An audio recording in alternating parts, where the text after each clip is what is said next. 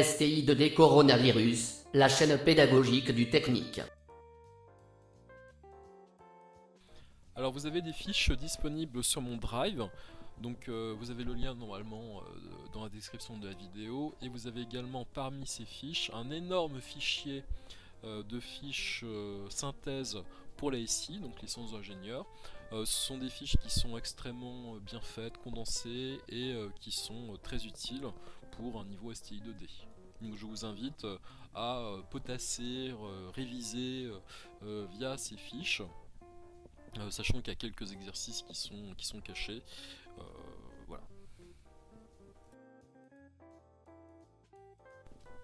Alors, autre méthode pour organiser ces révisions, vous avez des modules qui sont disponibles sur un site pédagogique de l'Académie de Limoges.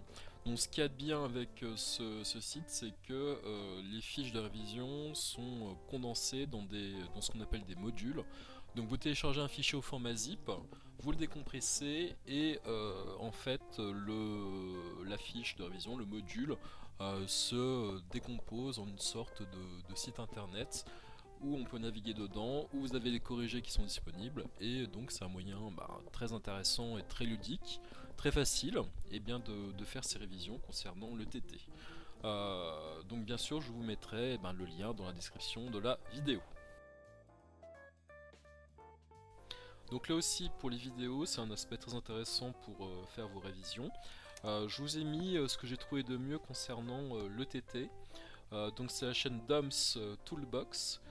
Donc c'est une chaîne qui regroupe des vidéos de SI2D, de TT et également des vidéos de physique-chimie. Donc là aussi ça peut être intéressant, sachant que c'est un prof de lycée, c'est très sérieux ce qu'il fait, c'est très bien, c'est très ludique. Il y a des questionnaires à remplir, il y a aussi un site personnel. Vous pouvez éventuellement fouiller pour voir un petit peu ce qu'il propose, mais en tout cas il y a des vidéos qui sont très intéressantes, qui sont très bien faites concernant la révision des notions de STI 2D pour votre bac. Alors la calculatrice c'est pas un élément à négliger puisque vous y aurez droit forcément le jour du bac. Après savoir si oui ou non il y aura le mode examen, pour ma part je ne sais pas, ça n'a pas encore été décidé. La logique voudrait que vous ayez quand même la possibilité d'accéder à vos programmes. Justement, et en plus de ça, cette année, comme c'est une année exceptionnelle, forcément, je pense pas qu'il décide de mettre le mode examen.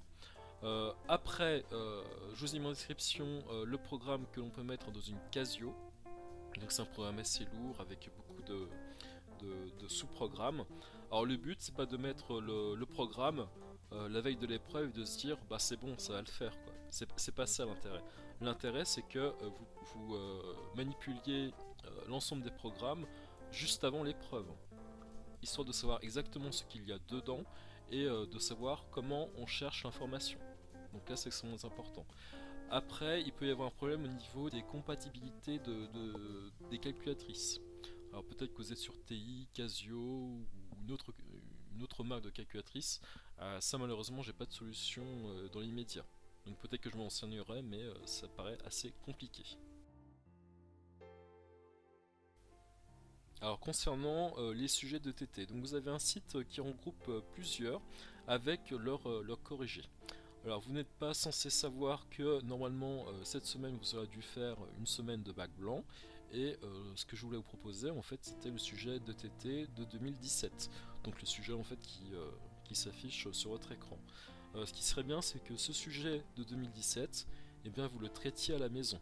Alors je dis pas qu'il faut que vous fassiez ce sujet 4 heures d'affilée, ça serait un petit peu trop long et puis peut-être pas forcément l'envie et la motivation, mais essayez au moins d'y bosser pendant 2 heures d'affilée.